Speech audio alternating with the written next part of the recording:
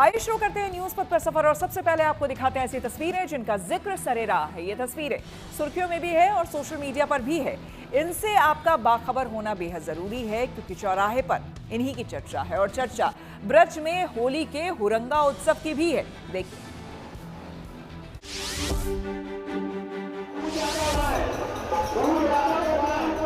ब्रज में अभी भी होली के जबरदस्त रंग बिखर रहे हैं। ये तस्वीरें भगवान श्री कृष्ण के बड़े भाई बलदाऊ महाराज की नगरी मथुरा के बलदेव कस्बे की है, जहां धूमधाम के साथ हुरंगा का आयोजन हुआ।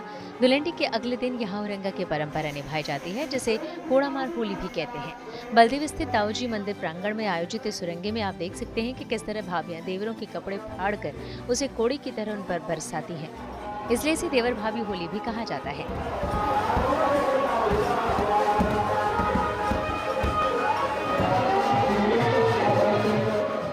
इस होली की परंपरा के अनुसार इसमें सिर्फ बलदेव के पांडे समाज की महिलाएं और पुरुष ही शामिल होते हैं। इस हुरंगा में मंदिर प्रांगण में ही टेसू के फूलों से रंग तैयार किया जाता है और बाल्टी भरकर पुरुष महिलाओं के ऊपर रंग डालते हैं।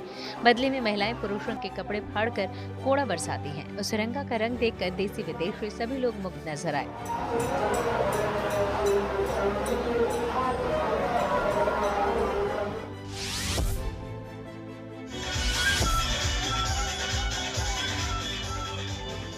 रंगों के उत्सव की ये तस्वीरें भी आज की ही हैं, लेकिन खास बात यह है कि होली के रंग से सराबोर ये पुलिसकर्मी हैं। यूपी की मेरठ के रिजर्व पुलिस लाइंस में पुलिसकर्मियों ने जमकर होली खेली। डीजे और ढोल नगाड़ों की थाप पर ठुमके लगाते हुए उत्सव का आनंद उठाया।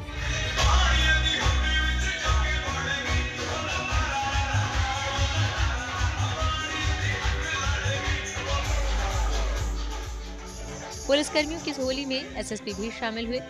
यहाँ होली का आनंद लेने के साथ पुलिसकर्मियों के लिए पकवानों की भी विशेष व्यवस्था रही।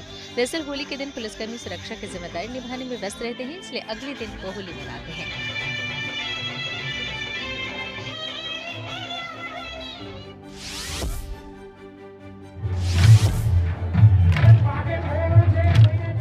बड़ा सा मैदान और उसमें एक शानदार उत्सव का रंग। ये तस्वीरें गुजरात के बनासकांठा जिले के डीसा की हैं। यहाँ राजस्थान से आकर डीसा में बसे मारवाड़ी माली समाज के लोग अपनी परंपरा की अनूठी छटा बिखेर रहे हैं।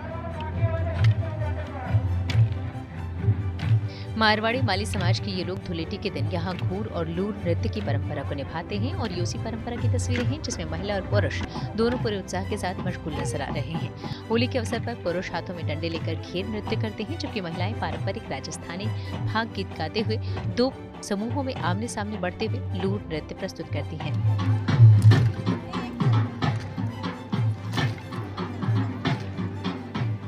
डीसा में रहने वाले करीब 50,000 मारवाड़ी माली समाज के लोग हर साल धुलेटी के दिन इस सांस्कृतिक कार्यक्रम का आयोजन करते हैं ताकि समाज की ये लोक परंपरा और संस्कृति कायम रहे।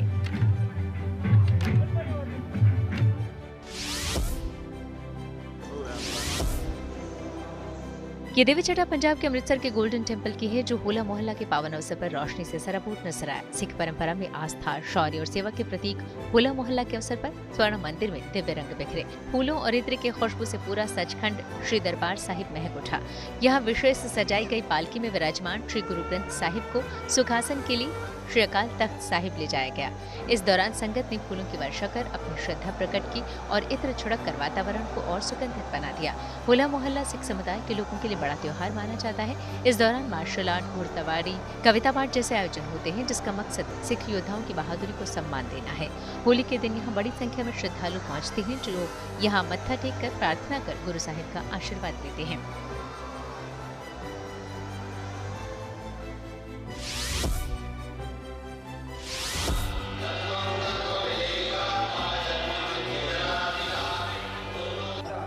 आस्था के धाम शिरडी के साईं बाबा के दरबार में साईं बाबा मंदिर ट्रस्ट के पूर्व अध्यक्ष डॉक्टर सुरेश हावड़े ने यहाँ सोने के 6 ओम अर्पित किए। साईं बाबा की मूर्ति के पीछे सोने के ये 6 ओम लगाए गए हैं।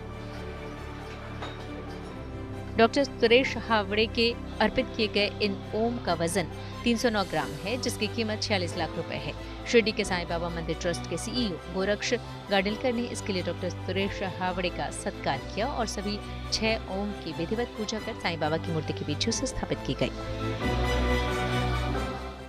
और अब बात करते हैं साल 2030 तक भारत में क्यों आने वाला है बड़ा भूत। ऐसे काम जो कि पर्यावरण को नुकसान पहुंचाने के बजाय उसे बचाने, ऊर्जा बचाने या फिर क्लीन एनर्जी पैदा करने में मदद करें, उन्हें ग्रीन जॉब्स कहा जाता है। Council of energy, environment and water की हालिया रिपोर्ट के मुताबिक रिन्यूएबल एनर्जी सेक्टर में 34 लाख नौकरियां, ग्रीन हाइड्रोजन में 6 लाख से अधिक स्किल्ड जॉब्स और इलेक्ट्रिक व्हीकल इकोसिस्टम में 1 करोड़ डायरेक्ट रोजगार बन सकते हैं। ये सेक्टर न केवल पर्यावरण के लिए जरूरी है बल्कि आने वाले दशक का बड़ा रोजगार इंजन भी है।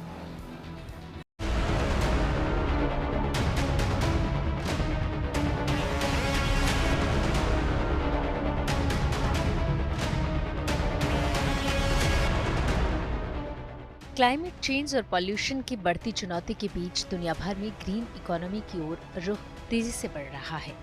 यानी ऐसे काम जो पर्यावरण को नुकसान पहुंचाने के बजाय उसे बचाने, एनर्जी को सेव करने या क्लीन एनर्जी पैदा करने में मदद करें, उन्हें ग्रीन जॉब्स कहा जाता है। फिलहाल भारत ने 2030 तक 500 गीगावाट नॉन फॉसिल फ्यूल आधारित ऊर्जा क्षमता हासिल करने का लक्ष्य रखा है। इसमें सोलर, विंड और ग्रीन हाइड्रोजन जैसे सेक्टर अहम भूमिका निभाएंगे और इसी बदलाव के साथ रोजगार के नए अवसर भी तेजी से पैदा हो रहे हैं। Council of energy, environment and water की हालिया रिपोर्ट के मुताबिक साल 2030 तक रिन्यूएबल एनर्जी सेक्टर और खासकर सोलर और विंड एनर्जी में लगभग 34 लाख नौकरियां पैदा हो सकती हैं। वहीं ग्रीन हाइड्रोजन मिशन से 6 लाख से ज्यादा स्किल्ड जॉब्स आने का अनुमान है। वहीं इलेक्ट्रिक व्हीकल इकोसिस्टम में 10 मिलियन यानी 1 करोड़ डायरेक्ट और 50 मिलियन यानी 5 करोड़ इनडायरेक्ट रोजगार बनने की संभावना बताई जा रही है। ये आंकड़े बताते हैं कि ग्रीन सेक्टर सिर्फ पर्यावरण की जरूरत नहीं बल्कि आने वाले दशक का बड़ा रोजगार इंजन भी है। ग्रीन जॉब्स वो सारे कार्य हैं जो पर्यावरण को नुकसान पहुंचाने की बजाय उसको सुधार का कार्य करते हैं जो लोग, क्योंकि पर्यावरण को नुकसान हमने पहुंचाया है, लेकिन अब हमारी कहीं ना कहीं जिम्मेदारी बनती है कि उस नुकसान को अंडू किया जाए। तो वो सारे लोग जो प्रोफेशनली इस कार्य को करते हैं, इस तरह की जॉब्स को हम ग्रीन जॉब्स कहते हैं। चाहे वो सोलर एनर्जी पर काम करने वाले हों, विंड एनर्जी पर काम करने वाले हों, या उस तरह की नई टेक्नोलॉजी ला रहे हों जिसमें कम से कम एनर्जी की खपत हो। तो वो सारी जॉब्स ग्रीन जॉब्स की कैटेगरी में आती हैं। और 2030 तक जो एक बड़े बूम वाली बात है वो बिल्कुल सच है, क्योंकि आपने एक कहावत सुनी होगी, आवश्यकता ही आविष्कार की जननी है। आज पूरे दिल्ली में आप विंटर सीजन में देखते हैं क्या हाल होता है प्रदूषण का। गर्मियों में एक तरह से अर्बन हीट आइलैंड का इफेक्ट होता है, हीट वेव्स चलती हैं। मॉनसून में पूरे शहरों में बाढ़ आ जाती है। तो जब प्रॉब्लम हमारे सामने है तो इसके निस्तारण की भी हमें सोचना पड़ेगा। अब सवाल यह है कि ग्रीन जॉब्स में किन कार्यों को शामिल किया गया है और वो कौन से पद हैं जिन पर ये नियुक्तियां हो सकती हैं। तो ग्रीन जॉब्स में solar panel installer, wind turbine technician, EV service engineer, battery manufacturing technician, environmental consultant, sustainability manager, waste management expert, green building designer. जब प्रॉब्लम उतनी बड़ी है तो बहुत सारे लोग भी हमें चाहिए, और धीरे धीरे हम देख रहे हैं इस पूरे सेक्टर में लोगों को बहुत बड़े संख्या में लोगों को इसके लिए तैयार किया जा रहा है। चाहे वो सोलर की प्लेट्स बनाना हो, सोलर सेट्स बनाना हो, लोगों को ग्रीन एनर्जी के बारे में ट्रेनिंग देने के लिए तैयार करना हो। अभी बहुत सारे लोग गांव-गांव तक जाके लोगों को ग्रीन एनर्जी के बारे में ट्रेनिंग दे रहे हैं। नए-नए स्टार्टअप्स आ रहे हैं जो गंदे से गंदे पानी को ट्रीट करने के लिए काम कर रहे हैं। बहुत सारे ऐसे स्टार्टअप आ रहे हैं जो बहुत कम एनर्जी में आपका एयर कंडीशंस या पंखा या आपका हीटर चला सकते हैं। तो ऐसे लोगों की बड़े संख्या में देश को जरूरत पड़ने वाली है, और वो कहीं ना कहीं दिखने भी लगा है मार्केट में कि किस तरह से हर कंपनी में कहीं ना कहीं एक ग्रीन ऑडिटर नाम से एक नई भूमिका निभाने वाले लोग मिल रहे हैं। तो ये वो सारे लोग हैं, बिल्कुल सच है, बहुत बड़ी संख्या में लोगों की जरूरत पड़ने वाली है, और इसलिए बहुत सारी जॉब्स भी इसमें क्रिएट होने वाली है। सवाल तो ये भी है कि इस पद के लिए क्या योग्यता होनी चाहिए और इसका लाभ किन्हें मिल सकता है। अगर आप 12वीं साइंस या मैथ्स के बाद इस सेक्टर में आना चाहते हैं तो ये विकल्प देख सकते हैं। मसलन diploma course, renewable energy technology, solar technician training, electrical या mechanical diploma, ITI course, electrician, wireman, solar panel installation trade. और अगर ग्रेजुएशन के बाद इस फील्ड में जाने का मन बना रहे हैं तो बीटेक या BE in electrical, mechanical, environmental engineering, BSc in environmental science, MTech in renewable energy, sustainability management में MBA। जहाँ तक सैलरी की और इकोनॉमी की बात है, अब देखिए भारत में कहीं न कहीं पर्यावरण को सिर्फ़ एक सोशल काम ना मानकर, सोशल वर्क ना मानकर इसको एक प्रोफ़ेशनल वर्क माने जाने लगा है। अब वो दिन गए कि जब हम पेड़ लगाओ जीवन बचाओ और ए 2 जल बचाओ जीवन बचाओ के नारे लगाकर पल्ला झाड़ लेते थे। अब हमें सच में बहुत सारे प्रोफ़ेशनल लोगों की ज़रूरत है जो इस फ़ील्ड में काम करें। और हम यंगस्टर्स को स्पेशली तभी इस फील्ड के लिए अट्रैक्ट कर सकते हैं जब उनको एक अच्छे पैकेज का हम आश्वासन दे सकें, जब उनका जो फ्यूचर है उसको हम सिक्योर कर सकें और उनके फ्यूचर को हम सस्टेनेबल फ्यूचर की तरफ ले जा सकें। अदरवाइज तो कोई भी यंगस्टर इस फील्ड की तरफ नहीं आएगा अगर उसको लगेगा कि मैं इंजीनियर, डॉक्टर या पायलट बन के ज्यादा कमा सकता हूँ, जबकि मेरा फ्यूचर एनवायरमेंटल इंजीनियरिंग में नहीं है। तो इसीलिए ये कोर कंपटीशन का मामला होगा, तो युवाओं को पैकेज की चिंता तो छोड़ ही देनी चाहिए, क्योंकि जब भी किसी फील्ड में युवाओं की जरूरत होती है तो पैकेज अपने आप ही अच्छा आता है। इसके अलावा कई universities short term certificate course भी चला रही हैं जिनसे आप खास स्किल सीख सकते हैं। ऐसे में बड़ा सवाल यह है कि इस फील्ड में जाने पर तकरीबन कितनी सैलरी मिल सकती है। एंट्री लेवल पर सोलर या EV सेक्टर में 2.5 से 4 लाख सालाना पैकेज मिल सकता है। इंजीनियरिंग या मैनेजमेंट बैकग्राउंड के साथ 6 से 12 लाख सालाना तक पहुंचना संभव है। इसके अलावा एक्सपीरियंस और स्पेशलाइजेशन के साथ पैकेज तेजी से बढ़ सकता है। अब आखिर में सवाल ये भी उठता है कि इस फील्ड में फ्यूचर कैसा रहेगा। क्या ये फ्यूचर प्रूफ सेक्टर है? तो बता दें कि सिर्फ भारत ही नहीं बल्कि पूरी दुनिया क्लीन एनर्जी की ओर बढ़ रही है। सरकार की नीतियां, फॉरेन इन्वेस्टमेंट और प्राइवेट कंपनियों की बढ़ती भागीदारी इस सेक्टर को मजबूती दे रही है और एक्सपर्ट्स मानते हैं कि आने वाले 10 से 15 सालों में ग्रीन जॉब्स का दायरा और फैलने वाला है। ऐसे में 12वीं या ग्रेजुएशन के बाद सही दिशा में पढ़ाई और स्किल डेवलपमेंट करने वाले युवाओं के लिए ये सुनहरा मौका हो सकता है। Bureau report, good news today. Andhra Pradesh में आबादी बढ़ाने के लिए नायडू सरकार ने पेश की नई पॉपुलेशन मैनेजमेंट पॉलिसी। आइए सीधे आपको लिए चलते हैं न्यूज एक्सप्रेसवे पर, जहां देश से जुड़ी कुछ और जरूरी खबरें कर रही हैं आपका इंतजार।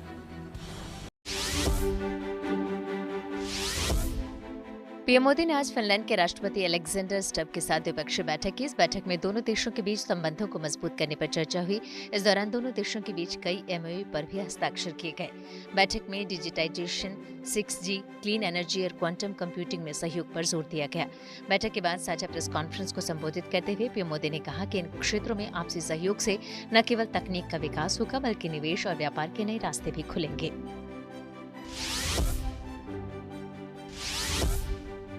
आंध्र प्रदेश में घटती जनसंख्या के मद्देनजर मुख्यमंत्री चंद्रबाबू नायडू ने बड़ा फैसला लिया।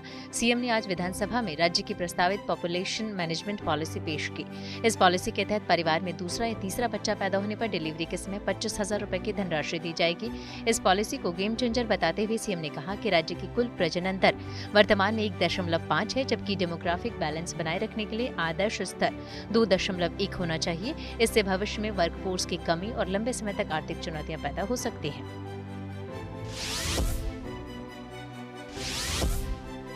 महाराष्ट्र कैबिनेट में धर्मांतरण कानून को मंजूरी दी है। सरकार के मुताबिक जल्द ही इस कानून के तकनीकी पहलुओं की जानकारी सार्वजनिक की जाएगी। महाराष्ट्र सरकार में मंत्री नितेश राणे ने इसकी जानकारी दी। सीएम योगी ने आज यूपी के ग्रेटर नोएडा में 200 करोड़ रुपए की लागत से तैयार KDSG अस्पताल का उद्घाटन किया। 300 बेड वाला ये अस्पताल तमाम अत्याधुनिक सुविधाओं और हाईटेक मशीनों से लैस है। KDSG अस्पताल पूर्व क्रिकेटर कपिल देव और सुनील गुप्ता की पार्टनरशिप में बनाया गया है। इस मौके पर कपिल देव ने यहां अफोर्डेबल रेट पर बेहतर इलाज का भरोसा दिलाया। गर्मी का मौसम शुरू होते ही गिर नेशनल पार्क में वन विभाग ने वन्य जीवों के लिए खास इंतजाम शुरू कर दिए हैं। जंगल के अलग अलग हिस्सों में कृत्रिम पानी के पॉइंट बनाए गए हैं और उन्हें भरने का काम शुरू कर दिया गया है। गिर जंगल में 1412 स्क्वायर किलोमीटर विस्तार में करीब 200 पॉइंट बनाए गए हैं और इन पॉइंट्स को पवन चक्की और टैंकर की मदद से पानी से भरा जा रहा है। वन विभाग के मुताबिक आने वाले करीब 4 महीनों तक इन पानी के पॉइंट्स को नियमित रूप से भरा जाएगा। और अब बात भारत और जापान की सेनाओं के ज्वाइंट एक्सरसाइज धर्मा गार्डियन, जिसका 7वां एडिशन उत्तराखंड के चौबतिया में चल रहा है। इस ज्वाइंट मिलिट्री एक्सरसाइज के तहत दोनों देशों की सेनाएं आपस में तालमेल बेहतर करने पर खासा जोर दे रही हैं। इस अभ्यास का उद्देश्य आतंकवाद से निपटने, पहाड़ी और शहरी इलाकों में ऑपरेशन के अनुभव साझा करने और रक्षा सहयोग को मजबूत करना है।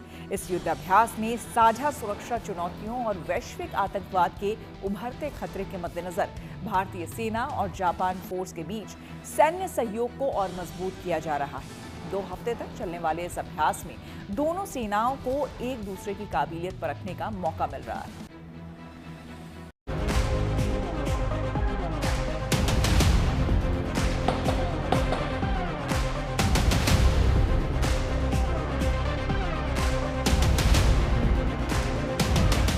दुश्मन के खिलाफ रणभूमि में हुंकार, दुश्मन को सटीक निशाने से ढेर करने वाले स्नाइपर्स, ट्रिगर दबते ही दुश्मन हो जाएगा खल्लास। ऐसी है इन बंदूकों की ताकत। ये सिर्फ चंद तस्वीरें नहीं, बल्कि दुश्मन के लिए कड़ा संदेश है कि अगर चुनौती दी तो उसका मुंह तोड़ और कड़ा जवाब मिलेगा। मैदान जंग में देश के जांबाज अपनी दमखम दिखाने के लिए पूरी तरह तैयार हैं और ये तस्वीरें उसका एक छोटा सा ट्रेलर है। उत्तराखंड के चौबटिया में इन दोनों भारत और जापान की सेनाओं का संयुक्त युद्धाभ्यास धर्म गार्डियन जारी है, जिसमें दोनों देशों के सैनिक हिस्सा ले रहे हैं। भारत और जापान की सेनाएं इस मिलिट्री एक्सरसाइज में अपना दमखम और आपस में तालमेल के गुर सीख रही हैं कि मुश्किल हालात में दुश्मनों को कैसे मुंहतोड़ जवाब दिया जाए। इस अभ्यास का मकसद आतंकवाद से निपटने, पहाड़ी और शहरी इलाकों में ऑपरेशन के अनुभव साझा करने और रक्षा सहयोग को मजबूत करना है। अपने युद्ध कौशल को बढ़ाने और अपनी क्षमताओं को परखने के लिए भारत लगातार अलग अलग फ्रेंडली फॉरेन नेशंस के साथ युद्धाभ्यास करता है और इसी कड़ी में भारत इन दिनों जापान की सेना के साथ धर्मा गार्डियन एक्सरसाइज कर रहा है। ये एक्सरसाइज उत्तराखंड के चौबटिया में चल रही है, जहां पर जापान की सेना के 120 और भारत की सेना के भी 120 जवान हिस्सा ले रहे हैं। अलग अलग तरह की बैटल ड्रिल्स यहां पर की जा रही हैं। सिमुलेटेड बैटल एक्सरसाइजेज में एक दूसरे की बेस्ट प्रैक्टिसेस को साझा किया जा रहा है। इंटर ऑपरेबिलिटी पर जोर दिया जा रहा है, यानी अगर एक साथ दोनों को एक युद्ध के मैदान में उतरना पड़े तो कैसे इस युद्ध को तालमेल के साथ लड़ा जाएगा। धर्मा गार्डियन में इसकी भी झलक दिखाई दे रही है। साथ ही अपने युद्ध कौशल के साथ एक दूसरे के साथ कैमराडरी कैसे बढ़ाई जाए, इस पर भी जोर दिया जा रहा है, यानी डिफेंस डिप्लोमेसी और युद्ध कौशल को बढ़ाने का ये धर्मा गार्डियन बेहतरीन मौका है। मैदान में उतरकर सैनिक युद्ध जैसे हालात में ऑपरेशन को अंजाम देने का अभ्यास कर रहे हैं। कभी जंगल के बीच दुश्मन की तलाश, तो कभी दुश्मनों के इलाकों में आतंकियों के ठिकानों को घेरने की रणनीति। आधुनिक हथियारों से लैस दोनों देशों के सैनिक तेजी से आगे बढ़ते हैं, दुश्मन को ट्रैप करते हैं, उसके ठिकाने को नस्तनाबूद और तबाह करते हैं और सटीक ऑपरेशन के जरिए मिशन को अंजाम तक पहुंचाते हैं। इस सैन्य अभ्यास में भारत की सेना और जापान की ग्राउंड सेल्फ डिफेंस फोर्स के जवान आतंकवाद विरोधी अभियानों और क्लोज कॉम्बैट की बारीकियों को साझा कर रहे हैं। देखिए, घने जंगलों के बीच आतंकियों के ठिकाने पर दोनों देशों के जवानों ने एक साथ हमला बोला। इन्हें दुश्मन के ठिकाने की खबर मिली थी, जिसके बाद जवानों की टीम घात लगाकर दुश्मन को ढेर करने पहुंच गई और अंदर घुसते ही ताबड़तोड़ फायरिंग करके दुश्मनों का खात्मा कर दिया, यानी भागने की कोशिश कर रहे नकली आतंकियों को ढेर कर दिया गया। इस सैन्य अभ्यास में दुश्मन के साथ क्लोज कॉम्बैट ऑपरेशन को भी अंजाम दिया गया। संयुक्त टीम के जवानों ने सही इंफॉर्मेशन पाकर दुश्मन के हमले को नाकाम कर दिया। युद्ध कौशल, रणनीति और तकनीक का ये संगम दोनों देशों की सेनाओं के बीच तालमेल को और मजबूत बना रहा है। India Japan joint military exercise Dharma Guardian का ये 7th एडिशन उत्तराखंड के चौबटिया इलाके में फॉरेन ट्रेनिंग नोड में आयोजित किया जा रहा है। ये ज्वाइंट एक्सरसाइज हमने 24 फरवरी 2026 को शुरू की और 9 मार्च 2026 तक आयोजित की जाएगी। इस ज्वाइंट ट्रेनिंग में भारत और जापान के एक राइफल कंपनी कंटिंजेंट ने बहुत ही जोश और उत्साह के साथ हिस्सा लिया, जो एक सेमी अर्बन एनवायरनमेंट में सेमी कन्वेंशनल ऑपरेशंस की ट्रेनिंग हासिल कर रहे हैं। इस एक्सरसाइज का मेन फोकस भारत और जापान की सेनाओं के बीच इंटरऑपरेबिलिटी और जॉइंटनेस बढ़ाना, एक दूसरे की बेस्ट प्रैक्टिसेस और ऑपरेशनल एक्सपीरियंस को शेयर करना और अपने टैक्टिक्स, टेक्निक्स और प्रोसीजर्स को रिफाइन करना है। इस ज्वाइंट ऑपरेशन के दौरान सैनिक बेहद सतर्कता और चालाकी के साथ आगे बढ़ते हैं। टीम छोटे छोटे दस्तों में बंटकर इलाके की घेराबंदी करती है ताकि छिपे हुए दुश्मन के ठिकानों की घेराबंदी की जा सके। जैसे ही दुश्मन की मौजूदगी का संकेत मिला, जवानों ने तेजी से अपनी पोजीशन ली और दुश्मन पर कहर बरपा दिया। कवर फायर के बीच सैनिक आगे बढ़े, दुश्मन के ठिकाने को तहस नहस कर दिया और ऑपरेशन को पूरी रणनीति के साथ अंजाम तक पहुंचाया। इस दौरान क्लोज कॉम्बैट, एम्बुश और सर्च ऑपरेशन जैसी कई सैन्य रणनीतियों का अभ्यास किया गया ताकि मुश्किल हालात में दुश्मन को करारा जवाब दिया जा सके। 24 फरवरी से शुरू हुआ ये युद्धाभ्यास 9 मार्च तक चलेगा, जिसमें भारत और जापान की तरफ से 120 सैनिक शामिल हैं। भारतीय सेना दल का प्रतिनिधित्व लद्दाख स्काउट्स कर रही है, जबकि जापान के 120 सैनिक ग्राउंड सेल्फ डिफेंस फोर्स के 34वें इन्फेंट्री रेजिमेंट से हैं। साझा एक्सरसाइज का मकसद मौजूदा सुरक्षा चुनौतियों और ग्लोबल आतंकवाद के बढ़ते खतरे को देखते हुए दोनों देशों के बीच मिलिट्री सहयोग बेहतर करना है। धर्म गार्डियन नाम का ये सैन्य अभ्यास एक सालाना युद्धाभ्यास है जो बारी बारी से भारत और जापान में आयोजित किया जाता है। पिछले साल इस जॉइंट मिलिट्री एक्सरसाइज का 6वां एडिशन जापान में आयोजित किया गया था, जिसमें दोनों देशों के जवानों ने हिस्सा लिया था। घने और बीहड़ जंगलों में चल रहा ये अभ्यास सिर्फ ट्रेनिंग नहीं, बल्कि दोनों देशों की सेनाओं के बीच तालमेल, भरोसे और रणनीतिक ताकत का भी प्रदर्शन है। दिल्ली से शिवानी शर्मा के साथ bureau report, good news today. News पथ पर आगे है धन बाजार, जहां शेयर बाजार से लेकर कारोबार तक की सभी अहम खबरें होती हैं, जिसका सीधा रिश्ता आपकी आमदनी आपकी जेब से होता है। तो तेज रफ्तार खबरों के बीच ये जरूरी खबरें छूट ना जाए, इसलिए सीधे आपको लिए चलते हैं धन बाजार।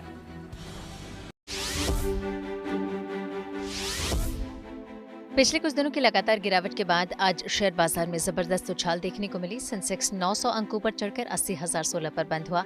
वहीं निफ्टी भी 285 अंकों पर चढ़ा, ये बढ़कर 24,766 पर पहुंच गया। सोने चांदी की कीमतों में भारी गिरावट आई। गुरुवार को दिल्ली सर्राफा बाजार में सोना 7,600 रुपए सस्ता हुआ। इसके साथ ही दिल्ली में 10 ग्राम सोने की कीमत घटकर 1,62,200 रुपए हो गई। वहीं चांदी भी 27,700 रुपए फिसली। अब 1 किलो चांदी की कीमत घटकर 2,72,300 रुपए पर आ गई।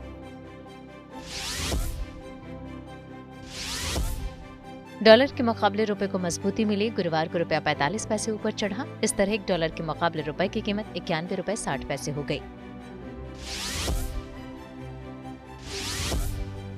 क्लासिक लेजेंड्स ने हाल ही में भारतीय बाजार में अपनी फिल्म क्रूजर बाइक येज़दी रोडस्टर का नया special edition red wolf launch किया। ये नया वेरिएंट स्टैंडर्ड रोडस्टर पर आधारित है। इसमें सिर्फ कॉस्मेटिक बदलाव किए गए हैं। इंजन और मैकेनिकल सेटअप पहले जैसा ही रखा गया है। इस एडिशन की कीमत करीब 2 लाख रुपए रखी गई है। न्यूज पथ के सफर में अब सोशल अड्डा का रुख करते हैं, जहां आज बात होगी केंद्रीय कृषि और विकास कल्याण मंत्री शिवराज सिंह चौहान की ओर से शुरू की गई नई पहल की। आज 5 मार्च को अपने 67वें जन्मदिन के मौके पर शिवराज सिंह चौहान ने अपने संसदीय क्षेत्र विदिशा के लिए 5 बड़े संकल्प लिए। ये संकल्प पर्यावरण, सेवा, सहायता, शिक्षा और प्रतिभा प्रोत्साहन को लेकर किए गए। शिवराज सिंह चौहान ने अपना जन्मदिन प्रेम और सेवा कल्याण दिवस के रूप में मनाया। इस विशेष मौके पर शिवराज सिंह चौहान ने गरीब जरूरतमंद छात्रों का भविष्य संवारने के लिए मामा कोचिंग सेंटर खोलने की घोषणा की। मामा कोचिंग सेंटर अभी विदिशा, रायसेन और भैरूंदा में खोले जाएंगे और हर एक बैच में 100 बच्चे होंगे। मामा कोचिंग सेंटर में banking, MPPSC, DRDO, forest service जैसी प्रतियोगी परीक्षाओं की मुफ्त में तैयारी करवाई जाएगी। इसके साथ ही शिवराज सिंह चौहान ने अपने माता पिता की याद में प्रेम सुंदर प्रतिभा सम्मान की शुरुआत की। इसके तहत विदिशा लोकसभा की 8 विधानसभाओं में 10वीं और 12वीं के टॉपर्स को 51,000, 31,000 और 21,000 की सम्मान राशि दी जाएगी। ग्रामीण इलाकों में स्वास्थ्य सुविधाओं को मजबूत करने के लिए विदिशा की 8 विधानसभाओं में मामा मोबाइल अस्पताल शुरू किए जाएंगे। मामा मोबाइल अस्पताल का संचालन पूर्ण रूप से सांसद निधि और जन सहयोग से किया जाएगा। विदिशा में दिव्यांगजनों को आत्मनिर्भर बनाने के लिए उन्हें मोटराइज्ड ट्राईसाइकिल देने का अभियान भी चलाया जाएगा। मध्य प्रदेश में मामा नाम से लोकप्रिय शिवराज सिंह चौहान की शिक्षा और जन सेवा से जुड़ी नई पहल को लेकर हमने लोगों से बात की और उनकी राय जानी। मामा कोचिंग क्लासेस की शुरुआत हुई है आज, इससे आपको क्या फायदा होगा? इससे हम जो बनना चाहते हैं उससे हमारा सपना पूरा होगा। अभी आप कोचिंग के लिए कहाँ जाते थे? अभी छात्रावास में लगती है कोचिंग सरकारी। अच्छा, मतलब बड़ी परेशानी आती थी आपको कोचिंग के जाने के लिए? हाँ। तो इससे फायदा हुआ है आपको? इस हाँ। कोचिंग क्लास से आपको फायदा होगा? आपका क्या नाम है? संजना अयरवास। अच्छा, ये मामा कोचिंग क्लास की जो शुरुआत हुई है उससे आपको लगता है कुछ फायदा होगा आपको? हाँ, जरूर होगा। अच्छा, जिसको जो बनना है वो जरूर बनेगा इस कोचिंग से। इससे पहले आप कोचिंग कहाँ जाते थे? हम भी छात्रावास में लगते थे। अच्छा, हमारे लिए तो और भी अच्छा है कि हमारे लिए कोचिंग हुई है। हाँ। इससे मतलब कि हमारी पढ़ाई में हमारे लिए आसानी होगी। इससे पहले आप कहाँ जाते थे? पहले हम छात्रावास में सरकारी कोचिंग लगती थी, हाँ। वो भी लास्ट में लगती थी, जिसके कारण हम मतलब अभी पेपर एग्जाम चल रहे हैं तो हम बहुत ज्यादा टफ आ रहे हैं, तब पढ़ नहीं पा रहे हैं कोचिंग। अब इसके कारण वो कोचिंग रहेंगे तो हमारी भविष्य में हम आगे बढ़ेंगे। इससे बहुत फायदा होगा क्योंकि जो कुछ भी बच्चे एग्जाम क्लियर करते हैं ना तो उनको पढ़ने में बहुत परेशानी आती है ना, तो उनको जगह जगह कोचिंग के लिए बहुत ज्यादा फीस रहती है तो वो लोग पढ़ नहीं पाते। तो यहाँ से निःशुल्क कोचिंग सुविधा मिलेगी जिससे वो लोग आसानी से एग्जाम क्लियर कर पाएंगे। ये कोचिंग से हमारी भविष्य सुधरेगा और हम आगे बढ़ेंगे, इससे हम एग्जाम क्लियर करेंगे। को लेकर हमने छात्राओं से बात की, उन्होंने कई छात्राओं ने ये बोला है इससे हमें बहुत फायदा होगा। हमें बहुत परेशानी आती थी तो कहीं ना कहीं शिवराज सिंह चौहान की मामा कोचिंग क्लास छात्राओं को बहुत लाभदायक साबित होगी। अब रुक करते हैं प्रगति मार्ग का, जहां ऐसी खबरें हैं जो कि देश की तरक्की, प्रगति और लोगों की काबिलियत दिखाती। छत्तीसगढ़ के सुकमा में शासन प्रशासन की मदद से महिलाएं न सिर्फ ट्रेनिंग लेकर अपनी काबिलियत दिखा रही हैं बल्कि आत्मनिर्भरता की ओर भी कदम बढ़ा रही हैं। छिंद रस से गुड़ बनाने की कला सीखकर स्वयं सहायता समूह की महिलाएं वोकल फॉर लोकल का दम दिखा रही हैं।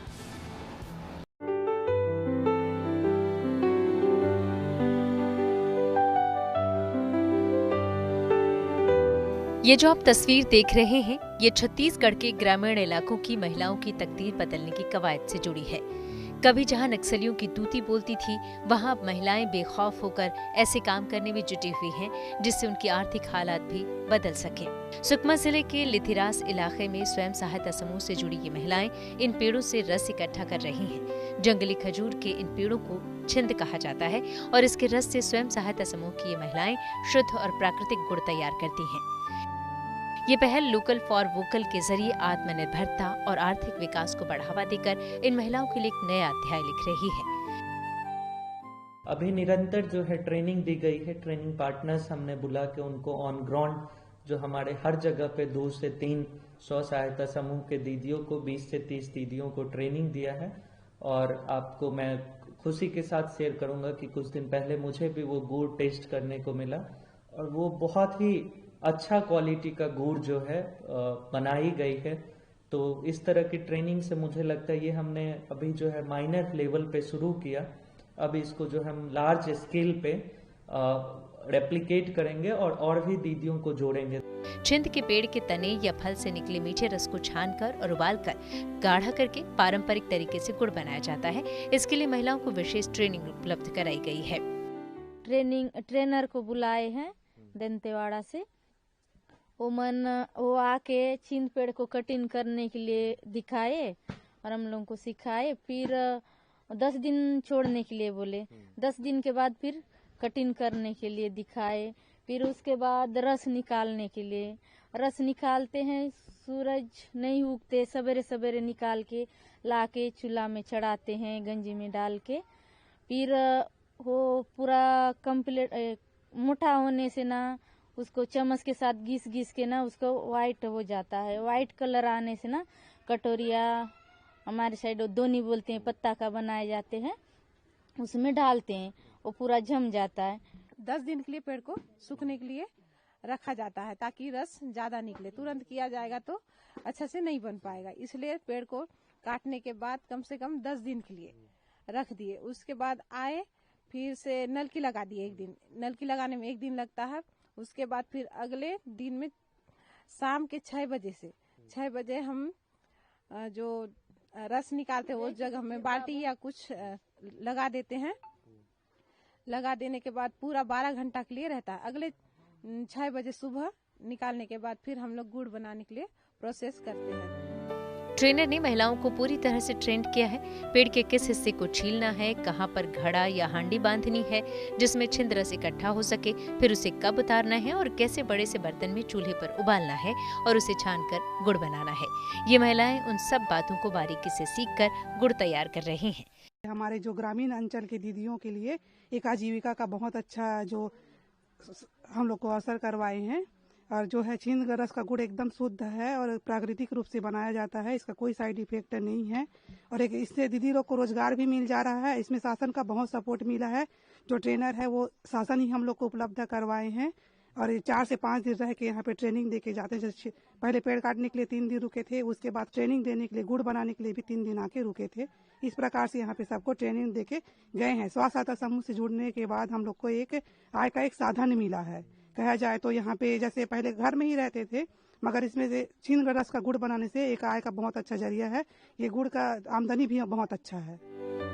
शासन प्रशासन के स्तर पर इस काम को खूब बढ़ावा दिया जा रहा है और आने वाले समय में इन महिलाओं के बनाए गए गुड़ को बड़े पैमाने पर बेचने की योजना है ताकि महिलाओं को इसका ज्यादा से ज्यादा फायदा मिल सके और उनकी आर्थिक स्थिति बेहतर हो सके। लोकली जिस चीज से रीच है उसमें छिंद एक बड़ा फैक्टर्स है जो हमारे पास पर्याप्त मात्रा में उपलब्ध है। उसको प्रॉपर तरीका से हम गुड़ बनाने के साथ उसका साइंटिफिक असेसमेंट करने के बाद फूड सेफ्टी ऑर्गेनाइजेशन का सर्टिफिकेट वगैरह लेने के बाद हम उसको ई प्लेटफॉर्म जैसे कि अमेजन, फ्लिपकार्ट पे भी सेल करेंगे। और हमारे जो लोकल मार्केट है हमारे सुकमा के और खास करके उड़ीसा बॉर्डर से लगता है तो मलकनगिरी, नीचे आंध्रा और तेलंगाना के भी बहुत सारे कोट्ठागुडेम जिला हैं, इन सब जिलों में भी हम लोग इन गुड़ को एक्सपोर्ट करेंगे। तो मुझे लगता है जो हमने प्रयास किया है वो आने वाले समय में और भी व्यापक रूप से निखर के आएगी और हमारे दीदियों को एक प्रोत्साहन मिलेगा कि उनके आसपास जो नेचुरल रिसोर्स अवेलेबल हैं उनसे वो अपना आजीविका बढ़ा सकें। खास बात यह है कि सिर्फ छिंद रस से ही गुड़ बनाया जाता है। इसमें किसी भी तरह की और कोई मिलावट नहीं की जाती है। यही वजह है कि इस गुड़ को सेहत के लिहाज से भी अच्छा माना जाता है। Bureau report, good news today. डर के आगे जीत है, ये लाइन आपने अक्सर सुनी होगी, लेकिन आज की युवा पीढ़ी इसे हकीकत में जी रही है। जमीन से हजारों फीट ऊपर, आसमान से एक छलांग और फिर सीधे जमीन की तरफ बेतहाशा रफ्तार। हम बात कर रहे हैं स्काई डाइविंग की, जिसका जुनून इन दिनों भारतीय युवाओं के सिर चढ़कर बोल रहा है।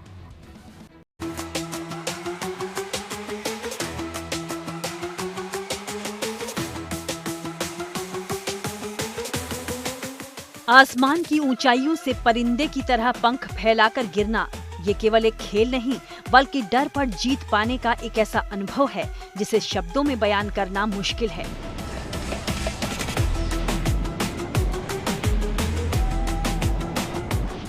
धरती से हजारों फीट ऊपर जब पैरों के नीचे जमीन नहीं सिर्फ आसमान होता है, जब दिल की धड़कनें कानों में गूंजने लगती हैं और एक पल के लिए वक्त जैसे थम जाता है, वहीं से शुरू होता है स्काई डाइविंग का असली रोमांच। स्काई डाइविंग का असली रोमांच उस फ्री फॉल में है जब स्काई डाइवर्स करीब 120 मील प्रति घंटा की रफ्तार से जमीन की तरफ बढ़ते हैं। उस वक्त हवा का दबाव और एड्रेनलिन का भाव इंसान को एक अलग ही दुनिया में ले जाता है।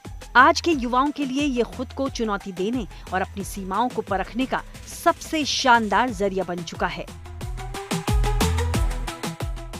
स्काई डाइविंग सिर्फ हवा में गिरना नहीं होता, आसमान से छलांग का ये रोमांचक खेल इंसान को खुद के डर से टकराना सिखाता है। स्काई डाइविंग आसमान में उस आश्चर्यजनक आजादी को भी महसूस कराता है जिसका सपना हर युवा देखता है। यही वजह है कि आज भारत के नौजवानों में स्काई डाइविंग का जुनून सिर चढ़कर बोल रहा है और इस रोमांच से रूबरू होने वो थाईलैंड का रुख कर रहे हैं। थाईलैंड आज सिर्फ एक टूरिस्ट डेस्टिनेशन नहीं बल्कि एक स्ट्रॉन्ग डेवलपमेंट मॉडल बन चुका है। टूरिज्म, एडवेंचर और स्किल बेस्ड लर्निंग को लेके इस कंट्री ने अपनी इंडस्ट्री को इतना अमेजिंगली डेवलप किया है कि आज इस चीज ने थाईलैंड की इकोनॉमी को एक नया बूस्ट दिया है। क्लियर पॉलिसीज, प्राइवेट इन्वेस्टमेंट की वजह से आज लार्ज नंबर्स में इंडियंस यहाँ पे सिर्फ घूमने नहीं पर घूमने के साथ साथ कुछ नया सीखने आ रहे हैं, वो जो शायद आज भी इंडिया में उस पैमाने पे, उस लेवल पे नहीं है जिस लेवल पे होना चाहिए। मैं आपको बता दूं, पहले सूरज के साथ हमारा विमान यहाँ उड़ान भरने के लिए तैयार है। कुछ ही वक्त में 13,000 फीट की दूरी से आपकी संवाददाता क्षितिजा गोसावी खुद जंप करने वाली है। भारतीय युवा स्काई डाइविंग सीखने और एक्सपीरियंस करने के लिए थाईलैंड का रुख इसलिए कर रहे हैं क्योंकि भारत में इस एडवेंचर स्पोर्ट की सुविधाएं और प्रमाणित प्रशिक्षण सीमित हैं, जबकि थाईलैंड इन सेवाओं को अच्छी तरह मुहैया कराता है। अभी तक इंडिया में कोई भी स्काई डाइविंग के सीखने के लिए स्कूल नहीं है, तो इसलिए हमें बाहर जाना पड़ता है सीखने के लिए। मैं फ़िलहाल कलकत्ता में रहती हूँ, तो वहाँ से यहाँ आना बहुत इजी है, एक्सेसिबल है एंड टाइम सेविंग है, प्लस कॉस्ट इफेक्टिव है। थाईलैंड जैसे देशों में भारतीय युवा अब सिर्फ घूमने नहीं बल्कि अपने सपनों को पंख लगाने जा रहे हैं। एडवेंचर का ये नया ठिकाना अब उनकी फहरिस्त में सबसे ऊपर है। यहाँ पे सेफ्टी तो है ही, बिकॉज इवन छोटा सा भी ग्लिच होता है तो यहाँ पे प्लेन जैसे 3 दिन यहाँ पे उड़ नहीं रही थी, बिकॉज छोटा सा ग्लिच था। तो ये सेफ्टी का बहुत ज़्यादा ध्यान रखते हैं यहाँ पे। और दूसरा कॉस्ट इफेक्टिव भी है, क्योंकि हम लोग कलकत्ता से है, तो यहाँ पे हम लोग फ्लाई करके आए और the flights are very cheap and it's very accessible यहाँ पे। तो बहुत अच्छा लगा यहाँ पे एक्सपीरियंस। स्काई डाइविंग में अक्सर फ्री फॉल का समय 30 से 60 सेकंड के बीच होता है। ये वो समय होता है जब गुरुत्वाकर्षण स्काई डाइवर अपनी ओर खींचता है और वो आसमान से धरती की ओर तेज रफ्तार से नीचे आते हैं। जब स्काई डाइवर विमान के दरवाजे पर खड़े होते हैं तो उनके दिल की धड़कन बढ़ जाती है। नीचे आसमान और सामने फैला हुआ क्षितिज। छलांग लगाते ही डर एक पल के लिए ठहर जाता है और फिर शुरू होता है स्काई डाइविंग का रोमांच। इस समय एड्रेनल रश की वजह से अचानक ऊर्जा या उत्साह का प्रवाह होता है। ये एक शारीरिक प्रतिक्रिया है जो डर, तनाव या खतरे के समय शरीर में एड्रेनल हार्मोन के तेजी से रिलीज होने पर होती है। इससे दिल जोर जोर से धड़कता है और सांसें तेज चलने लगती हैं। पैराशूट खुलने के बाद धरती की तरफ बढ़ने की गति धीमी हो जाती है और स्काई डाइवर्स सुरक्षित लैंड करते हैं। आज के युवाओं के लिए स्काई डाइविंग केवल एक एडवेंचर भर नहीं, बल्कि खुद को ये बताने का तरीका है कि मैं कुछ भी कर सकता हूँ। तो पूरा दुनिया जानना चाहता है कि स्काई डाइविंग प्लेन एग्जैक्टली दिखता कैसा है। आइए मेरे साथ, हम आपको दिखाते हैं कि स्काई डाइविंग प्लेन होता कैसे है। तो यहाँ पे हमारे सारे जो स्काई डाइवर्स होते हैं वो यहाँ बैठते हैं और इस एरिया से वो नीचे जंप करते हैं। तो ये स्काई डाइविंग प्लेन का कॉकपिट है। यहाँ पायलट बैठते हैं, यहाँ को पायलट बैठते हैं। देखिए, हिसाब किताब पूरा कमर्शियल फ्लाइट वाला ही है, बस जो आपका कॉकपिट है वो काफ़ी कॉम्पैक्ट है। सारी चीज़ें एकदम हैंडी रखी हुई है। मैं कुछ चालू नहीं करूँगी वरना पता चला कुछ प्रॉब्लम हो जाएगा, इसीलिए let's not do that. But जैसे कि आप देख सकते हैं, एवरीथिंग सब कुछ हैंडी है। अब आगे क्या होता है, मेरा स्काई डाइविंग एक्सपीरियंस कैसे होता है, क्या मैं जंप कर पाऊंगी भी कि नहीं, जानने के लिए देखते रहिए good news today. Camera person Ajmal के साथ मैं क्षितिजा गोसावी, चांग माई, थाईलैंड से गुड न्यूज टुडे के लिए।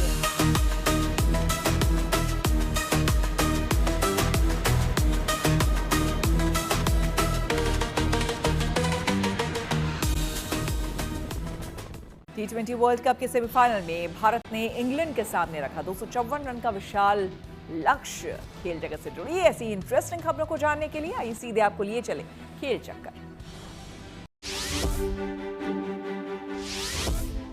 मुंबई के वानखेड़े स्टेडियम में भारत और इंग्लैंड के बीच खेला जा रहा है T20 वर्ल्ड कप का दूसरा सेमीफाइनल मुकाबला।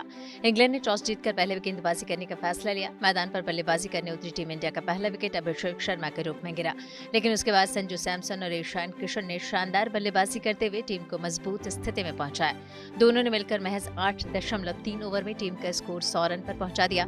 संजू ने 26 गेंदों में अपना अर्धशतक पूरा किया। टीम का स्कोर 117 रन पर पहुंचाने के बाद ईशान 39 रन पर आउट हुए। दोनों के बीच 97 रन की पार्टनरशिप हुई। टीम का स्कोर जब 160 रन पर पहुंचा तब संजू 42 गेंद में 8 चौके और 7 छक्के की मदद से शानदार 89 रन बनाकर आउट हुए। भारत ने 20 ओवर में 7 विकेट खोकर 253 रन बनाते हुए इंग्लैंड के सामने जीत के लिए 254 रन का विशाल लक्ष्य रखा।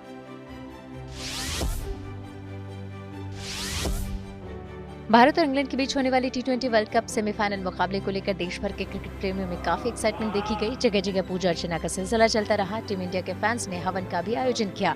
पूरे विधि विधान और मंत्रोच्चार के साथ पूजा अर्चना और हवन करके लोग टीम इंडिया की जीत की प्रार्थना करते नजर आए। विवाह के बंधन में बंधे क्रिकेटर अर्जुन तेंदुलकर और सानिया चंडोक मुंबई के लोअर परेल इलाके स्थित सेंट रेजिस 7 स्टार होटल में हुए शादी समारोह में क्रिकेट जगत के दिग्गजों से लेकर बॉलीवुड स्टार्स और राजनीतिक हस्तियां तक शामिल हुई। देश के दिग्गज उद्योगपति मुकेश अंबानी भी परिवार के साथ सचिन तेंदुलकर के बेटे और क्रिकेटर अर्जुन तेंदुलकर की शादी में शिरकत करने पहुंचे। इस विशेष अवसर पर अर्जुन और सानिया मीडिया के सामने आकर सभी का अभिवादन स्वीकार करते भी नजर आए। इसी के साथ न्यूज पथ में मेरे यानी कि श्वेता झा के साथ फिलहाल इतना ही। देश दुनिया की तमाम पॉजिटिव खबरों के लिए आप देखते रहिए गुड न्यूज टुडे।